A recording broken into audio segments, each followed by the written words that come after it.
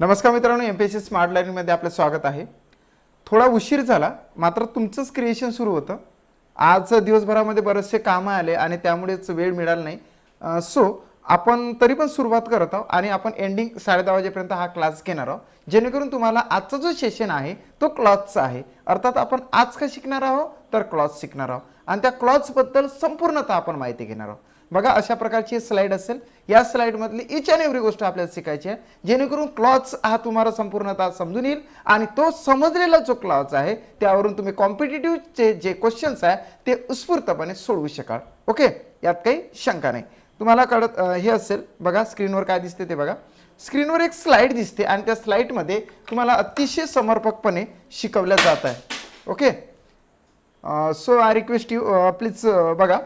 आता याच्यामध्ये मी थोडं सुरुवातीला सांगतो, कारण की माझ्या पेड क्लासेसच्या संदर्भात उद्याचा थोडासा म्हणजेच उद्याचा लास्ट डेट आहे. सो आज मला सांगणं गरजेचं आहे आणि ते सांगितल्यानंतर लगेच फक्त 5 मिनिट घेतो, म्हणजेच काही ॲडव्हर्टाईज वगैरे काही नाही, फक्त 5 मिनिट घेतो आणि त्यानंतर तुम्हाला प्रत्यक्षरित्या शिकवण्याचं काम करतो. तसे आपण 15 मिनिट लेट चालू आहे, मात्र आपण शार्प 10:30 वाजेपर्यंत शिकणार आहोत. शेवटपर्यंत तुम्ही थांबा.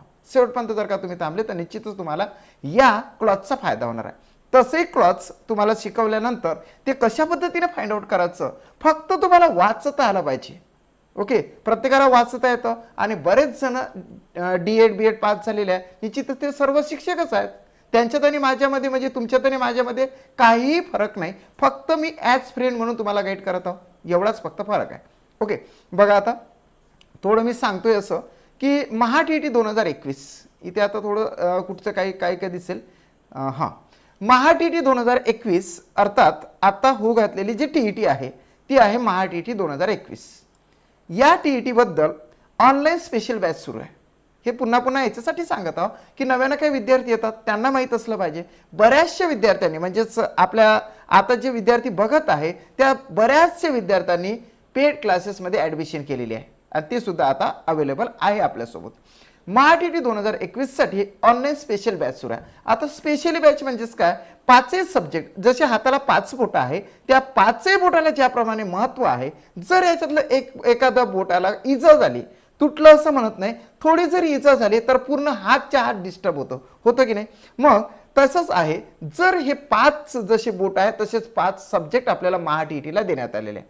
हे जे महा-TET आहे, महा-TET अर्थात महाराष्ट्र TET, ओके, शिक्षक पात्रता परीक्षा टीचर एलिजिबिलिटी टेस्ट 2021, याच्यातलं एक जसं बोट असं जखमी झालं तर हा पूर्णच्या पूर्ण हात डिस्टर्ब होतो. तशाच प्रकारे आपण जर या 5 सब्जेक्टपैकी कुठला एखादा सब्जेक्ट आपण मिस केला किंवा आपण त्याला सोडू शकलो नाही तर पूर्णच्या पूर्ण आपल्याला जो हे आहे तो डिस्टर्ब होणार आहे. ओके, म्हणून तेच तुम्ही लक्षात घ्या. सो आय रिक्वेस्ट यू सगळ्या सब्जेक्टला महत्त्व द्या. थोडा आज सेमिनार होता परंतु तोही काही वैयक्तिक कारणामुळे तो घेऊ शकलो नाही. उद्यापासून डायरेक्टली आपण बॅच घेणार आहोत. बऱ्याचशा ॲडमिशन झालेल्या आहे. ओके, बॅच कशी घेणार सर, तर बॅच झूम ॲपच्या द्वारे घेण्यात येणार आहे. झूम ॲपमध्ये 2 सेशन आपले राहणार. पहिला सेशन आणि दुसरा सेशन. हे जे 5 सब्जेक्ट आहे ते अल्टरनेट 2-2-2-2 ने शिकवल्या जाईल. अतिशय इम्पॉर्टंट अशी माहिती शिकवल्या जाईल जेणेकरून तुम्हाला ती येणाऱ्या महा-TET 2021 मध्ये अतिशय इम्पॉर्टंट ठरणार आहे. लक्षात आलं तुम्हाला. आता शिकवणार काय सर, तर त्याच्यामध्ये 5 सब्जेक्ट तुम्हाला माहीत असेल. 2 लँग्वेज आहे त्याच्यामध्ये, मराठी आणि इंग्लिश. तिसरा आहे गणित आहे त्याच्यामध्ये. लक्षात आलं. तिसरं काय आहे तर गणित. परंतु गणित म्हणजेच काय, गणित हे कॉम्पिटिटिव्हचं गणित नाही आहे. तुम्ही विचार करा, जे आपण तलाठीचं हे भरतो त्याच्यानंतर आपण थोडं ऐकूनच घ्या माझं, कारण की ॲज सेमिनार आणि ॲज क्लास असं इक्वली आपण आजचा क्लास घेऊ. समजून जा की अर्धा सेमिनार आहे आणि अर्धा क्लास पण घेत आहेत सर. ओके, खऱ्या अर्थानं आपल्याला सेमिनार घ्यायचा होता परंतु तो मिस झाला आपल्याकडून. तरी पण याला आपण थोडंसं स्वरूप देऊ. आणि बऱ्याचशा विद्यार्थ्यांना सांगणं असं आहे, तुम्ही वेट करा. ज्यांना आवश्यक नसेल तरी सुद्धा तुम्ही थोडंसं ऐका, नंतर मी क्लास केव्हाही सुरू करू शकतो. म्हणजेच माझं संपलं की लगेच सुरू करणार. आता 5 सब्जेक्ट आहे. 5 सब्जेक्टपैकी 2 लँग्वेजेस आहे. त्याच्यामध्ये मराठी सगळ्यांनाच येतं, बहुतांशी मुलांना येत असतं ते मराठी, परंतु थोडेसे घुमून फिरून प्रश्न विचारतात म्हणून आपल्याला डीपचं नॉलेज पाहिजे. म्हणून आपल्याला मोरा वाळिंबे सरांचं पुस्तकच वापरणे म्हणजेच अनिवार्य ठरतं. त्यानंतर आहे इंग्लिशमधले प्रश्न, मोस्टली प्रश्न पालाण सुरीच्या पुस्तकामधून ओरिएंटेड झालेले असतात. बरेचसे महाराष्ट्रामधील लेखकांची पुस्तकं हे पालाण सुरीच्या पुस्तकावर डिपेंड करतात, म्हणजे त्यातलंच काहीतरी आहे. म्हणून ते त्याचं ओरिजिन जर बघितलं तर पालाण सुरीचं पुस्तक आहे. लक्षात आलं. लँग्वेजेस बद्दल तुम्हाला सांगितलं, एक मराठी भाषा आणि दुसरी इंग्लिश भाषा. आपण पेपर 1 साठी बोलत आहोत. त्याच्यानंतर तिसरा जो आहे तर तो आहे काय, तर गणित आहे. गणित जे आहे, गणित म्हणजे मॅथमॅटिकल प्रॉब्लेम्स.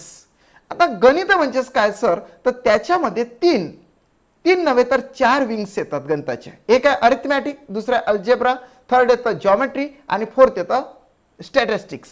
म्हणजेच अंकगणित, नंतर बीजगणित, नंतर भूमिती आणि सांख्यिकी. ह्या 4ही शाखांवर आधारित जे लहान मुलांच्या पुस्तकामध्ये नॉलेज दिलेलं असतं ते उपयोजनात्मक स्वरूपामध्ये आपल्याला प्रश्नाच्या स्वरूपामध्ये टीईटी मध्ये विचारलं जातं. लक्षात आलं. म्हणजेच आपल्याला जे आपण तलाठीचा अभ्यास करतो, जो आपण इतर काही एक्झामिनेशनचा अभ्यास करतो, अर्थात कॉम्पिटिटिव्हचा अभ्यास करतो, त्यामधले गणित विचारले जात नाही. जरी विचारण्यात आले तरी सुद्धा ते उपयोजनात्मक स्वरूपामध्ये विचारले जातात. फॉर एक्झाम्पल, एक प्रॉब्लेम आलेलं होतं, मी बरेचसे प्रॉब्लेम टाकलेले आहे, मी तुम्हाला सांगत आहो. एक प्रॉब्लेम आलेलं होतं की 48 वस्तू समान वाटायच्या झाल्यास किती लोकांना वाटल्या जाणार. आता याचा बेस कुठे आहे, तर तो विभाजकामध्ये आहे. विभाजकाचं उपयोजन म्हणून ते पुस्तक आलं, म्हणजे मॅथमॅटिकल समजलं तुम्हाला. उपयोजनात्मक स्वरूपातले प्रश्न विचारले जातात. मग आपण अभ्यास करताना फक्त अरिथमॅटिकचा अभ्यास करतो. एका दुसऱ्या क्लासमध्ये तुम्हाला फक्त अरिथमॅटिक म्हणजेच अंकगणित शिकवलं जातं. आल्याबरोबर त्याला 5 दिवसामध्ये वर्ग काढ, घन काढ, हे काढ, ते काढ, याच्यामध्ये 5 दिवस टाकलं जातं. समोरचे 10 दिवस असेच काहीतरी शिकवलं जातं. म्हणून तुम्हाला सांगतो की आपल्याकडे 2च महिने वेळ आहे. आपल्याला 2 महिन्यामध्ये स्पेसिफाईड काय शिकवलं जाणार ते तुम्हाला आवश्यक आहे.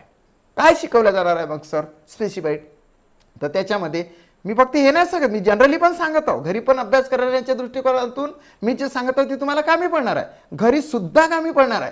तुम्ही पेड क्लासेस लावा नका लावू, त्याच्याबद्दल काही मला म्हणायचं नाही.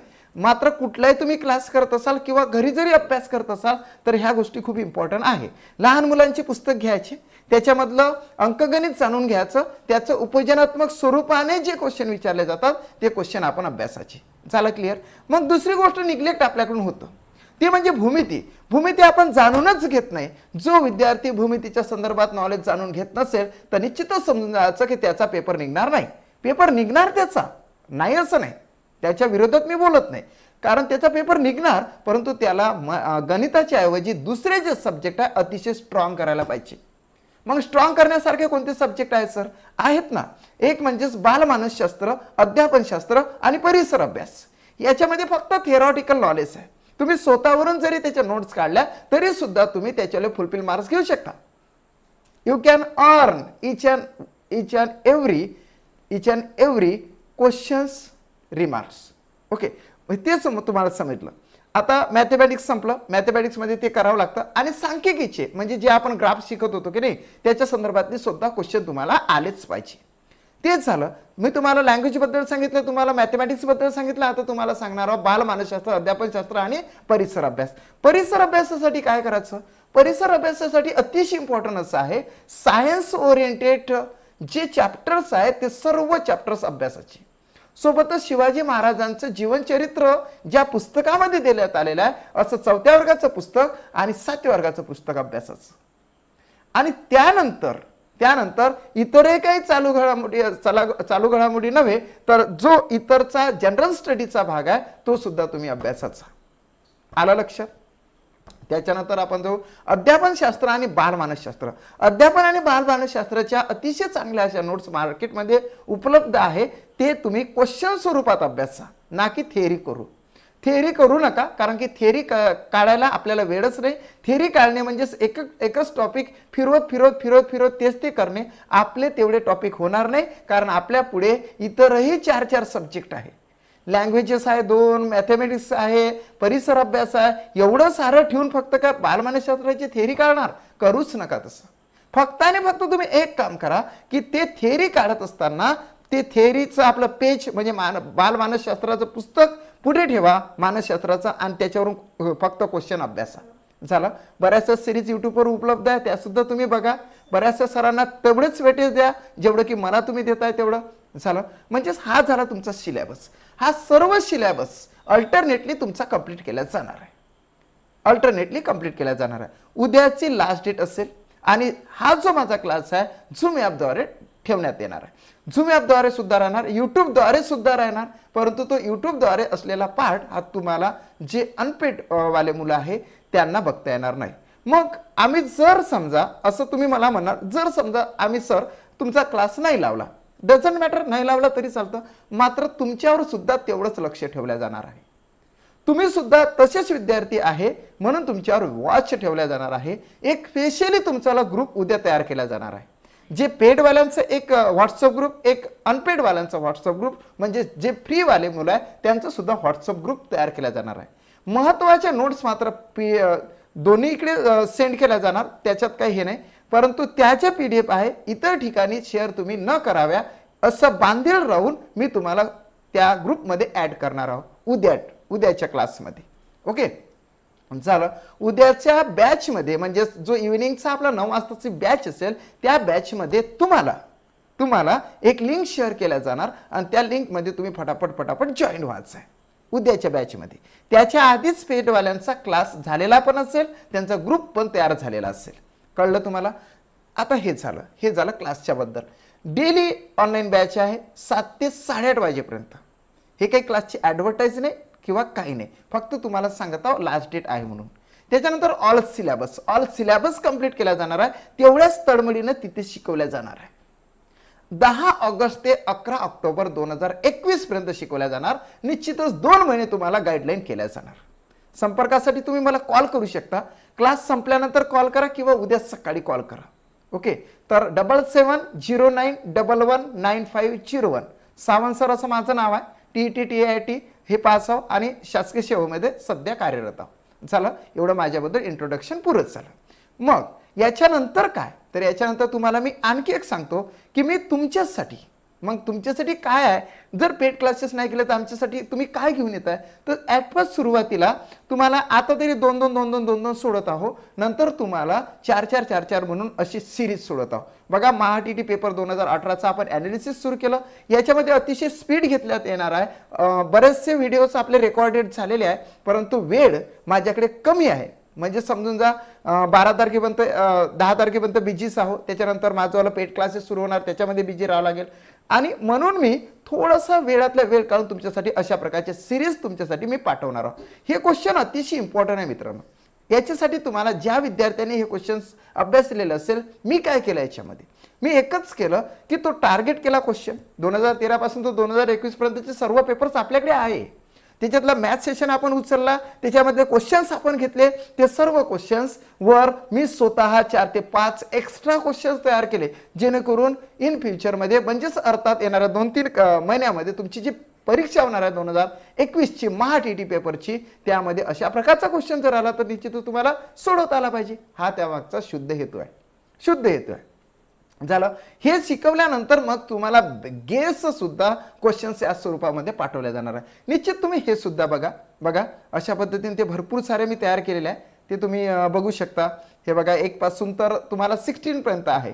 एक्झॅक्टली मुलांना हे बघणं गरजेचंच आहे, सगळ्यांना गरजेचं आहे, म्हणून मी तुम्हाला हे सांगितलं. याच्यानंतर मी तुम्हाला आता हे सांगणार नाही. लक्षात आलं? इथे आपण थांबूनचो. नेक्स्ट, आता आपल्याला आपल्या क्लॉथ्सकडे जायचं आहे. आपल्याला काय करायचं, आता आपल्या क्लॉथ्सकडे जायचं आहे. हे बघा 1 पासून तर आपण सगळे इथं तयार केलेले आहे. ही सिरीज आपल्याला 100 पेक्षा जास्त व्हिडिओची असणार आहे. नेक्स्ट आता पुढेच. ओके, बघा आपल्याला आज काय शिकायचं आहे, आपल्याला नेमकं काय शिकायचं आहे ते आपण लक्षात घेऊ. त्याच्यानंतर आपल्याला नेमकं काय यायला पाहिजे. ओके, हां, आता स्क्रीनवर तुम्हाला 2-3 गोष्टी दिसत आहे. स्क्रीनवर तुम्हाला 2-3 गोष्टी दिसत आहे. पहिली जी आहे ही गोष्ट. ओके, आता तुम्हाला स्क्रीनवर दिसत आहे आपला क्लास सुरू झाला. क्लॉथ्स म्हणजे काय ते अभ्यासण्यासाठी सुरुवातीला आपल्याला काय करावं लागेल हे बघा तुम्हाला दिसत आहे याच्यामध्ये आय हा ARG याच्यामध्ये कोणतं सेंटेन्स सेट होते ते तुम्हाला टाईप करायचं आहे जेणेकरून आपण क्लॉथ्सकडे जाणार आहोत. अतिशय सोपा क्लॉथ्स आहे मात्र तो तुम्हाला अतिशय कठीण जातो मात्र मी त्याला अतिशय सोपा करत आहोत. 2 दिवसाच्या सेशनमध्ये क्लॉथ्स पूर्ण होणार. पहिल्या दिवशी त्याच्याला पूर्णतः इंट्रोडक्शन होणार आणि दुसऱ्या दिवशी त्याच्याबद्दलची फुलफिल माहिती सांगण्यात येणार आहे. 2 दिवसामध्ये क्लॉथ्स क्लिअर. कितीही कठीण तुम्हाला सेंटेन्स येऊ द्या फक्त तुम्हाला वाचता आलं पाहिजे. You should read only. तुम्हाला फक्त रीड करता आलं पाहिजे. तुम्हाला क्लॉथचं कोणतेही वाक्य येणार म्हणजे येणार 100% गॅरंटी. ओके तुम्हाला टाईप करायचं आहे टाईप करा तुम्ही. याच्यामध्ये तुम्ही कोणतं सेंटेन्स तयार करू शकता. यू कॅन टाईप इट फास्टमध्ये सांगा. I have a ring. Okay I have a ring right आहे. काय आहे I have a ring right आहे. दुसरं कोणतं वाक्य आहे बघा. दुसरं सेकंड सेंटेन्स बघा. सेकंड सेंटेन्स त्याच्यामध्ये कोणतं सेंटेन्स येतं ते सांगा. Second sentence you can tell me second sentence how to construct it. कशा पद्धतीने तुम्ही करणार. किशोरने सांगितलेलं आय हॅव रिंग राईट आहे राईट आहे राईट आहे राईट आहे. सगळ्यांना नमस्कार. सगळेजण असेच टिकून राहा. जरी TET वाले नसाल तरी सुद्धा तुम्ही क्लास करा कारण की सगळ्यांनाच इंग्लिश आहे. सगळ्यांनाच इंग्लिश गरजेचं आहे. कुठल्याही प्लॅटफॉर्मवर तुम्हाला इंग्लिश शिकवल्या जात नाही at present. So I request you मी तुमच्यासाठी म्हणून इंग्लिश शिकवत आहो. ओके ठीक आहे. हां नेक्स्ट सेकंड सांगा फटाफट सगळ्यांनी टाईप करायचं आहे ना की एकाने बघायचं दुसऱ्याने फक्त बघत राहायचं. सगळ्यांनी टाईप करायचं. चुकलं तरी चालतं पण टाईप करा. जर टाईप कराल तर तुम्ही माझ्याशी इंटरॅक्ट होणार आहात. ओके सो सांगा नेक्स्ट फटाफट आय हॅव रिंग. मी तुम्हाला याच्यावरूनच तर क्लॉसपर्यंत घेऊन जाणार आहोत. तुम्हाला यावरूनच मी क्लॉसपर्यंत घेऊन जाणार आहोत. So I request you please type it. पूर्ण सेंटेन्स कसं तयार होणार आहे ते सांगा. फटाफट सांगा. ग्रीष्मानं सांगितलेलं आहे I have ring. Second sentence तुम्हाला सांगायचा. सेकंड ओके सब आन्सर बघितले पहिले चालते पहिले बघितले तर बघू द्या. ओके ते काय झालं की हे झालं ठीक आहे चालेल. I have a golden ring चालेल ना चालेल बघितले तरी चालेल. Okay I have a golden ring right आहे. ओके हां ठीक आहे. आता आपण डायरेक्टली आता बघितलेच आहे तुम्ही म्हणून तरी पण एक तुम्हाला दाखवूनच देतो. हे बघा नेक्स्ट चला सांगा हे याच्यामध्ये काय आहे. हाच महत्त्वाचा पार्ट आहे. जरी बघितले असेल तरी सुद्धा तुम्हाला हे आवश्यक आहे. So I have a golden ring तुम्हाला सांगितलं. त्याच्यानंतर I have a golden ring that is made त्याच्यानंतरच तुम्हाला हे सांगायचं आहे. हा गोल्डन तुम्ही कॅन्सल करा. आय हॅव रिंग पाहिजे इथं. ओके फक्त I have ring. Okay I have अ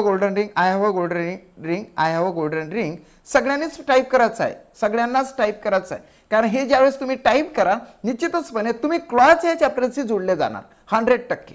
तुम्हाला क्लॉथ्स म्हणजे काय मी याच्यावरून समजून सांगत आहो. ओके फटाफट I have a golden ring that is made of gold. मी तुम्हाला सांगितलं की गोल्डन तुम्ही खोडून टाका. I have a ring that is made of gold. अगदी राईट आहे. आता आपण प्रत्यक्षरित्या त्या याच्यावर जाऊया. ओके हां आता बऱ्याच जणांना असा प्रॉब्लेम असतो. लहानपणची एक छोटीशी गोष्ट सांगतो. काही असं वेगळंसं सांगणार नाही. इंग्लिशशी रिलेटेड आहे. मी 10th मध्ये असताना की 10th मध्ये असताना ट्युशन लावलेली होती. परंतु ती ट्युशन माझ्या जीवनातली एका दिवसाची ठरली. त्यानंतर कधीही ट्युशन लावली नाही. कारण त्या ठिकाणी मी गेल्याबरोबर एक प्रश्न विचारलेला होता. सन्माननीय सर होते ते परंतु त्यांनी मला डायरेक्टली क्लासमधून बाहेरच काढलं आणि ही सत्य घटना आहे. खरंच सत्य घटना आहे आणि म्हणूनच त्या तळमळीनं मी पण तेच शिकवतो. परंतु त्यानंतर जे माझे सर होते एकटा असा विद्यार्थी जो 12th स्टँडर्डमध्ये जो 12व्या वर्गामध्ये एकटा असा विद्यार्थी की ज्याची कुठेही ट्युशन नव्हती. मग माझीच ट्युशन नाही म्हणून हे माझ्या सरांनी ओळखलं. सन्माननीय गिरी सर असं त्यांचं नाव आहे. त्याने ओळखलं की हा याची फक्त एकट्याची ट्युशन नाही. का ट्युशन नाही याचं रिझन त्यांना माहीत नव्हतं. मात्र ते रिझन जरा वेगळंच होतं. मग काय रिझन असेल त्याच्यामध्ये तर त्या सरांनी मला ट्युशनमधून काढून टाकलं होतं. 12 वर्गाचं ते घटना होती, 12वीची. त्या सरांनी म्हणजे त्या गिरीश सरांनी नाही, ज्यांच्याकडे मी ट्युशन लावली होती त्या सरांनी मला क्लासमध्ये येण्यास मनाई केली होती. एक्झॅक्टली मी ट्युशन लावली होती, असं काही नव्हतं का बाबा पैसे नाही म्हणून ट्युशन लावू शकत नव्हतं, असं काही नव्हतं. मग ते का झालं असं, तर त्यांना फक्त मी गेल्यानंतर एकच प्रश्न केलेला होता की सर मला हे फ्रेज म्हणजे माहीत नाही हो काय होते तर. आणि त्यावेळेस ते नेमके फ्रेजच शिकवत होते. सर हे फ्रेज म्हणजे काय होते तुम्ही एक्सप्लेन करून सांगा. त्या सरांनी काही एक्सप्लेन केलं नाही, मात्र मला काढून टाकलं होतं. ओके. आणि चॅलेंजली तुम्हाला सांगतो की मी अट्टहास केलेला होता की नेमकं आपल्याला बनायचं तर टीचरच बनायचं. त्यांच्याशी कम्पेअर नाही करत, मात्र टीचर बनलो, बस एवढंच. आता बघा, तर तेच होतं. मला तुम्हाला सुद्धा फ्रेज असं एकदम काही डीपमध्ये सांगायचं नाही, मात्र तुम्हाला मी ऑलरेडी फ्रेज म्हणजे काय ते सांगतो. बघा आता या ठिकाणी आपण 3 गोष्टी लक्षात घेऊ. I have a ring. आता हे गोष्ट मी खोलून टाकतो. खोलली आता मी. आय हॅव रिंग झालं. दुसरं I have a golden ring. Second आहे I have a golden ring. आणि तिसरं आहे I have a ring that is made of gold. असे 3 वाक्य आपल्या पुढे आहे. These are three sentences. Okay. हे बघा, हे 3 सेंटेन्सेस आहे. फक्त पद्धतशीर लक्षात ठेवा, बरोबर तुमची कन्सेप्ट अर्ध्या तासामध्ये क्लिअर होणार. या ठिकाणी काय आहे, आय हॅव अ रिंग. रिंगच्या जागावर आपण रिंग सुद्धा टाकू शकतो. अशी एकदम क्रिएशन केलं तर तुम्हाला रिंग सुद्धा दिसली असते तिथं. माझ्याकडे एक रिंग आहे. I have a ring. Okay. I have a ring. Suppose ह्या रिपीलला तुम्ही रिंग जर म्हटलं तर आय हॅव अ रिंग म्हणणार तुम्ही, बरोबर. Second I have a golden ring. आणि थर्ड आहे I have a ring that is made of gold. हा जो अ रिंग नावाचा शब्द आहे की नाही, हा झाला शब्द, वर्ड झाला. हा काय झाला, वर्ड झाला. रिंग म्हणजेच काय झाला, हा वर्ड झाला. लक्षात आलं, हा झाला वर्ड. म्हणून इथं मी तुम्हाला वर्ड टाकतो, WORD, वर्ड. ओके. त्याच्यानंतर हा जो आहे रिंग कशाची बरं, रिंग कसली तर गोल्डन रिंग, म्हणजे सोनेरी ती रिंग आहे. म्हणून हा गोल्डन शब्द त्याला अटॅच केला. एक्झॅक्टली 8 शब्दांच्या जातीपैकी या गोल्डनला विशेषण अर्थात ॲडजेक्टिव्ह म्हटलं जातं. कारण गोल्डन हा शब्द रिंग बद्दल विशेष माहिती सांगतो. So golden is an adjective. So हा ॲडजेक्टिव्ह आहे. ह्या ॲडजेक्टिव्ह सहित आता इथं शब्द किती झाले, 1 आणि 2 अटॅच झाले. येतं त्याला लावल्याच जातं. म्हणून हा शब्दांचा समूह झाला. शब्द समूह म्हणजे सरळ सरळ फ्रेज, सोप्या भाषेमध्ये. काय डीपमध्ये आपल्याला जायचं नाही. शब्द समूह म्हणजेच काय, फ्रेज. ओके. फ्रेज झाली. लक्षात आलं. हे झालं वर्ड झाले. आणि वर्डचं जर कलेक्शन म्हणत असाल तर ते काय होतं, फ्रेज होतं. तिसऱ्या याच्यामध्ये आपण जाणार आहोत. तिसऱ्या याच्यामध्ये I have a ring that is made of gold. याच्या ठिकाणी जर बघितलं तर थोडंसं त्याच्यामध्ये एक्सपान्शन स्वरूप आहे. आय हॅव अ रिंग, माझ्याकडे रिंग आहे, जी रिंग सोन्याने बनलेली आहे. जी रिंग सोन्याने बनलेली आहे. म्हणजे या रिंग बद्दल माहिती सांगणारा एवढा मोठा क्लॉज आलेला आहे, म्हणजे उपवाक्य आलेलं आहे. याला म्हणायचं क्लॉज. CLAUSC clause. कळलं तुम्हाला, हे कळलंच असेल तुम्हाला 100%. म्हणजे एक गोष्ट लक्षात ठेवायची की ॲट फर्स्ट वर्ड असतं, वर्डचं जे कलेक्शन असतं किंवा ग्रुप ऑफ वर्ड्स म्हटलं तर त्याला फ्रेज तुम्ही म्हणू शकता. आणि असा एक भाग जो पहिल्या भागावर डिपेंड करतो किंवा पहिल्या भागाचं नेतृत्व करतो किंवा त्याला सपोर्ट करतो, असा तो दुसरा भाग जो असेल तर त्याला क्लॉज असं म्हटलं जातं. मराठीमध्ये याला शब्द म्हटलं जातं, याला शब्दसमूह म्हटलं जातं आणि याला क्लॉज म्हणजे उपवाक्य म्हटलं जातं. सो आज काय शिकणार आहोत तर आपण शिकणार आहोत क्लॉज. तुम्हाला क्लॉजमध्ये समजलं आम्हाला क्लॉज सर. ओके. म्हणजे आज काय आपण शिकणार आहोत, क्लॉज शिकणार आहोत. अर्थातच याला उपवाक्य असं म्हणणार तुम्ही. उपवाक्य काय म्हणणार आहे तुम्ही, उपवाक्य म्हणणार. ओके. उपवाक्य म्हणणार. ओके. झालं. ते उमटल्या जात नसेल किंवा काही असेल प्रॉब्लेम, ठीक आहे. मराठीमध्ये तुम्हाला समजलं की त्याला उपवाक्य असं म्हटलं जातं. झालं. नेमकं आता पुढे जाऊया आपण आता. ओके. आता क्लॉज किती प्रकारचे असतात सर, तर क्लॉज हे थोडंसं आपल्याला वर घ्यावं लागेल. ओके. ठीक आहे. आता क्लॉज किती प्रकारचे असतात सर. क्लॉज तर तुम्ही सांगितलं की क्लॉज म्हणजे काय, पुन्हा एकदा सांगूया. आय हॅव अ रिंग, हा झाला रिंग वर्ड झाला. त्याच्यानंतर I have a golden ring, a golden ring म्हणजे फ्रेज झाली, आणि I have a ring that is made of gold, that is made of gold हा झाला क्लॉज, अर्थात त्याला उपवाक्य असं म्हणा. या क्लॉजचे प्रकार पडतात दोन. या क्लॉजचे किती प्रकार पडतात? दोन. एक असतं मेन क्लॉज, एक काय असतं? मेन क्लॉज, आणि दुसरं असतं सबऑर्डिनेट क्लॉज. हा असता मेन क्लॉज आणि दुसरा असतं सबऑर्डिनेट क्लॉज. लक्षात आलं? मेन क्लॉज आणि सबऑर्डिनेट क्लॉज, मेन क्लॉज आणि सबऑर्डिनेट क्लॉज. मेन क्लॉज म्हणजे होते मुख्य वाक्य, मुख्य उपवाक्य किंवा मुख्य वाक्य म्हणायचं आता तुम्ही. उपवाक्य असं म्हणण्याची प्रघात नाही, रीत नाही, पद्धत नाही, म्हणून आपल्याला त्याला वाक्यच म्हणूया, सरळ सरळ छोटे छोटे वाक्य म्हणूया, अर्थात उपवाक्य. मेन क्लॉज म्हणजे मुख्य वाक्य. सबऑर्डिनेट क्लॉज, सबऑर्डिनेट क्लॉज म्हणजे सबऑर्डिनेट क्लॉज म्हणजे गौण वाक्य. दोनच प्रकारचे वाक्य असतात. जे वाक्य स्वतंत्र असतं त्याला मुख्य वाक्य म्हटलं जाणार. जे वाक्य दुसऱ्यावर डिपेंड करतं, दुसऱ्यावर अवलंबून असतं, त्याला सबऑर्डिनेट क्लॉज असं म्हटलं जातं. मग ते मेन क्लॉज सुरुवातीला येतो किंवा मागे जातो, सबऑर्डिनेट क्लॉज मागे असतो किंवा सुरुवातीला असतो, म्हणून हे तुम्हाला सांगितलेलं आहे. तुम्ही स्क्रीनशॉट काढू शकता. झालं? लक्षात आलं? क्लॉज म्हणजे उपवाक्य. उपवाक्याचे दोन प्रकार पडतात, एक मेन क्लॉज आणि दुसरा सबऑर्डिनेट क्लॉज. आणि त्याचं स्वरूप सेंटेन्समध्ये सुरुवातीला मेन क्लॉज म्हणजे मुख्य वाक्य येतं, तर दुसरं सबऑर्डिनेट क्लॉजचं वाक्य येतं, किंवा सुरुवातीला सबऑर्डिनेट क्लॉजची सुरुवात होतं किंवा नंतर त्याचा मेन क्लॉज असतो. मग ते क्लॉज कसे आहे सर? ओके, तुमच्या चॅटिंग वॅटिंग मी नंतर बघणार, फक्त मला तुम्ही शिकू द्या.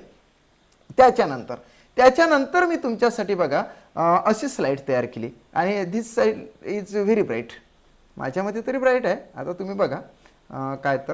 ओके, हां, आता या ठिकाणी जर बघितलं असेल तर हां ठीक आहे, या ठिकाणी सबऑर्डिनेट क्लॉज. लक्षात आलं? इकडे थोडंसं इकडे जावं लागेल आपल्याला. ठीक आहे, तुम्हाला कळलेलं असेल. हां ठीक आहे, दिसतं आता तुम्हाला. या ठिकाणी आता इथे जाऊया. हां ओके, आता क्लॉज तुम्हाला कळून आलं. एक म्हणजे मेन क्लॉज असतं, दुसरा सबऑर्डिनेट क्लॉज असतं. आपल्याला परीक्षेमध्ये काय विचारलं जातं तेच महत्वाचं आहे, आणि तेच आपण शिकणार आहोत. आता आपल्याला परीक्षेमध्ये सबऑर्डिनेट क्लॉज विचारलं जातं. काय विचारलं जातं? Subordinate clause. कारण की सर्वच्या सर्व क्रिएशन हे एक सबऑर्डिनेट क्लॉजवर होतं. अंडरलाईन केलेला एखादा पार्ट असतो, तो एक तर शोधायला लावला जातं, किंवा शोधलेला जो पार्ट आहे तो नेमका नाउन क्लॉजमध्ये येतं का, ॲडजेक्टिव्ह क्लॉजमध्ये येतं का, ॲडव्हर्ब क्लॉजमध्ये येतं का, या स्वरूपात विचारलं जातं क्वेश्चन. म्हणून सबऑर्डिनेट क्लॉजचे प्रकार पडतात. एक नाउन क्लॉज वर दिसत आहे, दुसरा आहे ॲडजेक्टिव्ह क्लॉज बाजूला दिसत आहे, आणि राईट हँड साईडला ॲडव्हर्ब क्लॉज दिसत आहे. शब्दांच्या जाती तुम्ही अभ्यासलेला असेल, मी तुम्हाला मराठीमध्येच सांगत आहो, ना की तुम्हाला डायरेक्ट लँग्वेज नाही यूज करत. डायरेक्ट लँग्वेज नाही यूज करत, कारण की तळागाळातले सर्व मुले आहात, बऱ्याच जणांची गॅप सुद्धा आहे. सो नाउन क्लॉज म्हणजे सबऑर्डिनेट क्लॉज म्हणजे गौण वाक्याचे किंवा गौण उपवाक्याचे तीन प्रकार पडतात मित्रांनो. आणि ते तीन प्रकार, आणि त्याच्यात एखादा नन ऑफ दिस म्हणून एखादा चौथा प्रकार ऑप्शन सहित विचारलेला असतो. मग आपल्याला ओळखायचं आहे नाउन क्लॉज म्हणजे काय, ॲडजेक्टिव्ह क्लॉज म्हणजे काय, आणि ॲडव्हर्ब क्लॉज म्हणजे काय.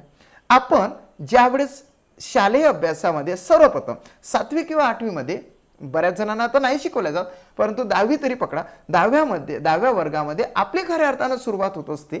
जर तुम्ही स्कॉलरशिपची एक्झामिनेशन जर दिली असेल तर अगदी 5व्या वर्गामध्ये सुरुवात होतं, किंवा 8व्या वर्गामध्ये सुरुवात होतं की शब्दाच्या जाती किती आहे. शब्दाच्या जाती 8 आहे. म्हणजे पार्ट्स ऑफ स्पीच किती आहे, म्हणजे आपण जे स्पीच म्हणजे भाष्य करतो त्याचे किती भाग पडतात. एखादा जर न्यूजपेपर तुमच्याकडे दिला, सपोज हा असा न्यूजपेपर दिला, तर मी चॅलेंज करतो, हा न्यूजपेपर अख्खा जरी किती पेजच्या पेज जरी बघितले तरी सुद्धा याच्यामध्ये 8च प्रकारचे शब्द असतात. किती प्रकारचे? 8च प्रकारचे शब्द असतात. 8च प्रकारचे शब्द असतात. म्हणजेच पार्ट ऑफ स्पीच किती असतात? 8 प्रकारचे असतात. त्याच्यापैकी noun pronoun, verb adverb, adjective, preposition, conjunction आणि इंटरजेक्शन, या 8 पैकी 3 शब्द तुमच्या पुढे आहे. एक म्हणजे नाउन, दुसरं म्हणजे ॲडव्हर्ब, आणि तिसरं म्हणजे ॲडजेक्टिव्ह. नाउन म्हणजे नाम होतं, ॲडजेक्टिव्ह म्हणजे विशेषण होतं, आणि वरच्याबद्दल ॲडिशन माहिती सांगणारा ॲडव्हर्ब असतो, त्याला क्रियाविशेषण म्हटलं जातं. बघा, नाउन म्हणजे नाम, इकडे ॲडजेक्टिव्ह म्हणजे विशेषण, आणि इकडे ॲडव्हर्ब म्हणजे क्रियाविशेषण. मराठीमध्ये काय विचारलं जाणार नाही, तरी पण तुम्हाला सांगितलं. आता सबऑर्डिनेट क्लॉजचे 3 प्रकार आहे. 3च ऑप्शन वर असतात, आणि खाली असतं त्याच्यावाल्या काय तर नन ऑफ दिस किंवा इतर कुठला तरी शब्द टाकला जातं. आता आपल्याला जायचं नाउन क्लॉज कसे असतात, ॲडव्हर्ब क्लॉज कसे असतात आणि ॲडजेक्टिव्ह क्लॉज कसे असतात. आज बेसिकली माहिती लक्षात घेता, उद्या अतिशय इम्पॉर्टंट माहिती लक्षात घेणार आहोत. 2 दिवसामध्ये आपण क्लॉज परफेक्ट करणार आहोत. ओके, आता आपली सुरुवात झाली क्लॉजची. क्लॉजचे किती प्रकार? नाउन क्लॉज म्हणजे क्लॉजचे किती प्रकार? 2 प्रकार सर. एक आहे मेन क्लॉज आणि दुसरा आहे सबऑर्डिनेट क्लॉज. आणि सबऑर्डिनेट क्लॉजचे किती काइंड्स मीन्स किती टाइप्स? तर 3 टाइप्स सर. एक आहे नाउन क्लॉज, दुसरा ॲडजेक्टिव्ह क्लॉज आणि तिसरे आहे ॲडव्हर्ब क्लॉज. सुरुवातीला आपण जाणार आहोत. आता कशा पद्धतीने हे सेट होते बघा. या ठिकाणी तुम्हाला 2 वाक्य मी दाखवलेले आहे बघा. 2 वाक्यावरच आपण याच्यावर आता थोडासा विचार करू की नेमका क्लॉज कोणता सांगत आहे. आता मला माहित नाही याच्यामध्ये कोणता क्लॉज आहे, तरी सुद्धा तुम्हाला यावं यासाठी मी सांगतो. बघा आता कसं होतं. पहिला सेंटेन्स आहे it is this freedom, it is this freedom that we must protect. It is this freedom that we must protect. ज्यावेळेस भारत देश स्वतंत्र झाला 15 ऑगस्ट 1947 रोजी, त्यावेळेस भारताची परिस्थिती नेमकी गंभीर होती. म्हणजे देश तर स्वतंत्र झाला, मात्र तो चालवायचा कसा असा तत्कालीन त्यावेळच्या राजकारणी लोकांना, त्यावेळच्या स्वातंत्र्य सेनानींना विचार पडला की आपल्या देशावर आता एवढी मोठी धुरा म्हणजे कशा पद्धतीने हा देश सांभाळा. गरज होतं ना, सांभाळणे खूप कठीण असतं. जिंकणे हे सोपं असतं, सोपं त्याच्यापेक्षा सांभाळणे कठीण असतं, बरोबर की नाही. मग अशाच पद्धतीचे सेंटेन्स आहे, ते जाऊ द्या आता. तो भाग वेगळा, माझ्या डोक्यामध्ये 15 ऑगस्ट आलं म्हणून मी ते सांगून दिलं, परंतु तशाच पद्धतीने हे सेंटेन्स तयार झालेलं आहे. It is this freedom, it is this freedom, हेच ते स्वातंत्र्य दॅट वी मस्ट प्रोटेक्ट, ज्याचं आपल्याला संरक्षण करायलाच पाहिजे.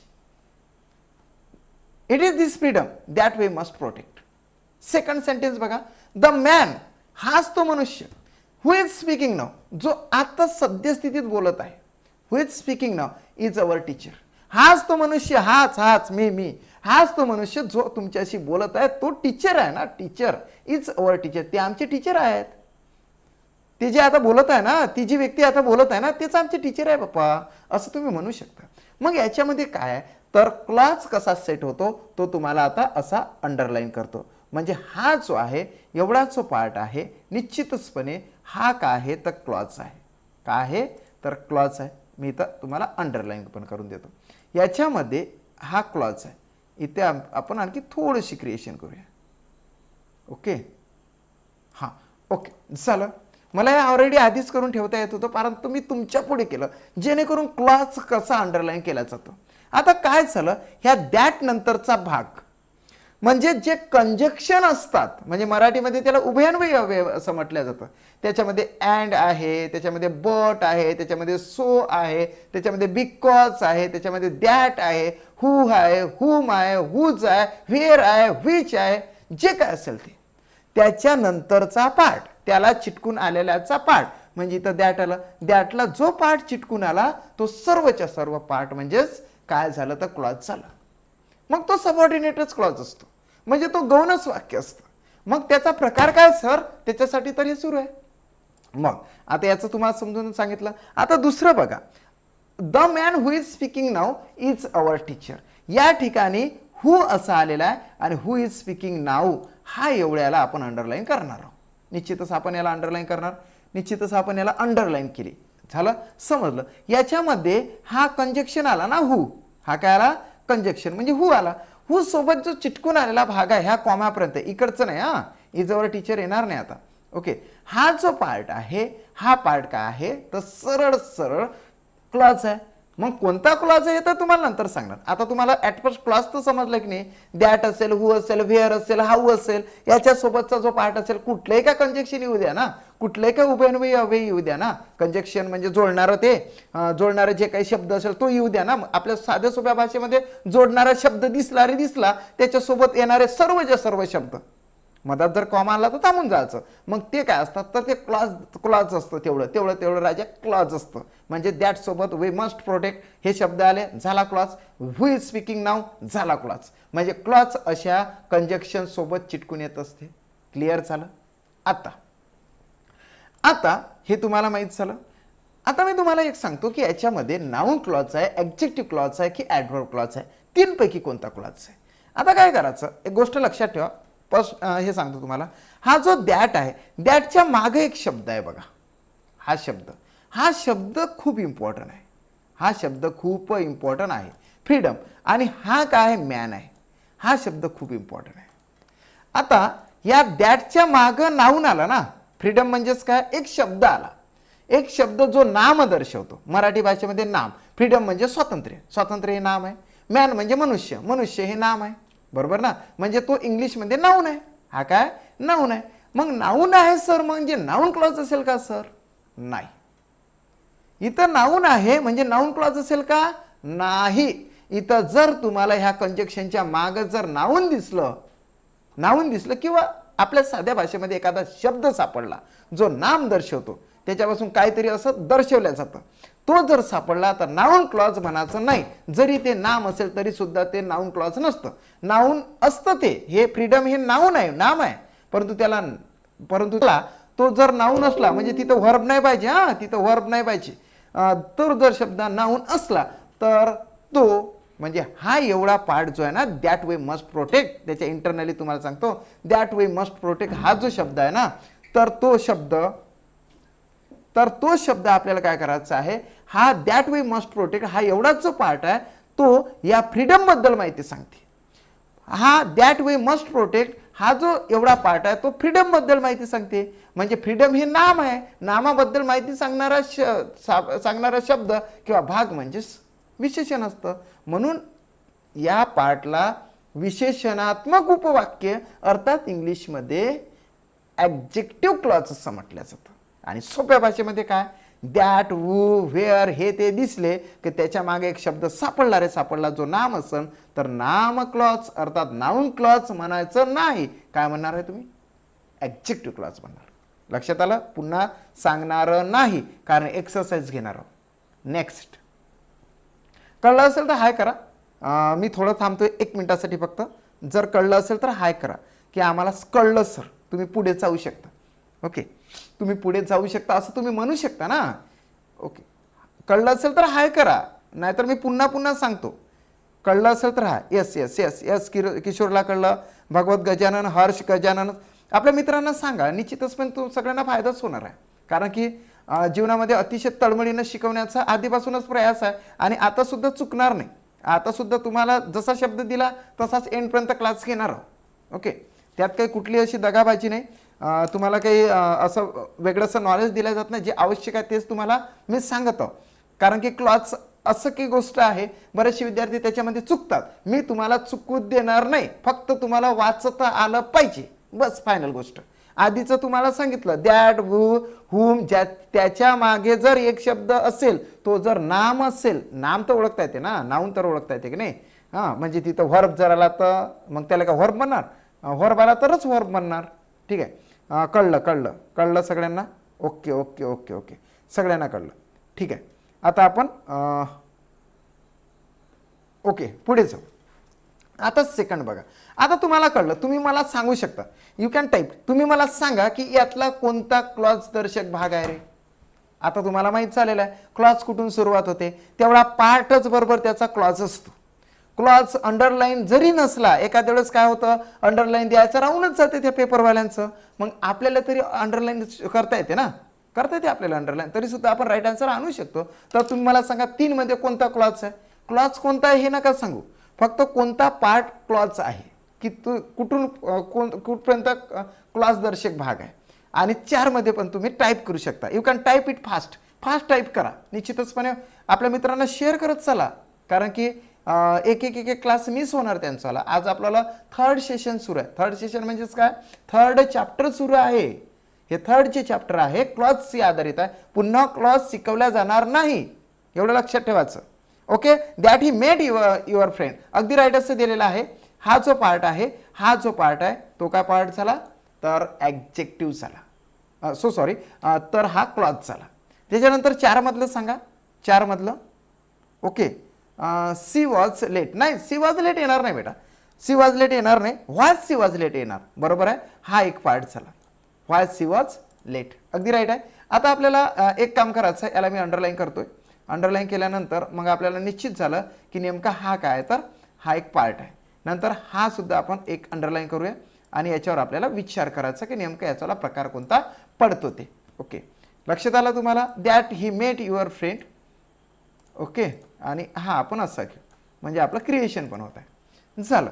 मग याच्यामध्ये बघा, याच्यामध्ये दॅटच्या मागं कोणतं नाऊन आहे का रे? नाही ना सर, नाऊन नाही दिसत आम्हाला. या व्हायच्या मागे नाऊन आहे का, नाम आहे का? नाही नाही आहे. पण क्रियादर्शक शब्द आहे. क्रियादर्शक शब्द म्हणजे वर्ब आहे. सेज म्हणजे ही सांगणे, नो म्हणजे माहीत असणे. हे जे आहे याच्या मागे कोणता शब्द आहे? तर सरळ सरळ याच्या मागे आहे सर वर्ब आहे. वर्ब आहे. असे जे शब्द असतात हे कंजक्शन झाले. दॅट आणि व्हाय आणि हू आणि हुम आणि वेअर आणि व्हिच आणि जे काय असेल ते सर्वच्या सर्व कंजक्शन झाले. म्हणजे हे शब्द काय झाले? कंजक्शन झाले. हे शब्द काय झाले? तर कंजक्शन झाले. आता हे शब्द कंजक्शन झाले. निश्चितचपणे मी तुम्हाला सांगतो, याच्या मागे दॅटच्या मागे सेज झाला, वर्ब आला. या व्हायच्या मागे वर्ब आला. वर्ब जर येत असेल, नाऊन येत असेल तर ॲडजेक्टिव्ह क्लॉज. वर्ब जर येत असेल तर मग मात्र नाऊन क्लॉज. हे दोन्ही वाक्य नाऊन क्लॉजचे आहे. कशाचे आहे? नाऊन क्लॉजचे आहे. वर्ब जर आला, मागे जर वर्ब आला तर समजायचं की ते नाऊन क्लॉजचं आहे. लक्षात आलं? ओके, नाऊन क्लॉजचं लक्षात आलं? जर कळलं असेल तर मी पुढे जाणार आहो. ओके, जर कळलं असेल तर मी पुढे जाणार आहो. वर्ब म्हणजेच वर्ब प्लस इथली कन्स्ट्रक्शन काय आहे? Verb plus conjunction. व्हीसी असेल तर आपण शब्द त्याला काय देऊ? VC. V for verb, C for conjunction. इथं आपण काय देऊ? इथं पण एक कोड लक्षात घ्या. इथं देऊ एनसी म्हणजेच नाऊन प्लस कंजक्शन. इथं नाऊन प्लस कंजक्शन असेल तर ॲडजेक्टिव्ह आणि वर्ब प्लस कंजक्शन असेल तर नाऊन क्लॉज. ओके, कळलं का? Yes sir. ओके, आता पुढे जाऊ. 5 आणि 6 मध्ये सुद्धा जाऊ. थोडेसे मोठमोठे आहे वाक्य तरी सुद्धा तुम्ही अंडरस्टँडिंग करू शकता. आता या ठिकाणी सांगा, if you eat a large meal before exercise you will feel sluggish. You will feel sluggish. आणि 6 मध्ये when father enter the kitchen mother was cooking food. याच्यामध्ये 5 आणि 6 मध्ये कोणता पार्ट, कोणता भाग हा क्लॉज दर्शवतो ते तुम्ही टाईप करायचं आहे. 5 मधला आणि 6 मधला. मग आपण पुढे जाऊ. म्हणजे तुम्हाला कळत आहे असं मला कळतं आणि मग आपल्याला पुढे जाता येतं. Okay, please give me the right answer of this question. Right answer द्या. निश्चितच आपले मित्र जर असेल ना तर त्यांना सांगा की या सेशनला फक्त आणि फक्त MPSC स्मार्ट लर्निंग, दुसरं काहीही नाही. फक्त MPSC स्मार्ट लर्निंगवरच व्हिडिओ बघायचा या सेशनला, 9 ते 10च्या सेशनला. दुसरीकडे कुठेही भटकायचं नाही.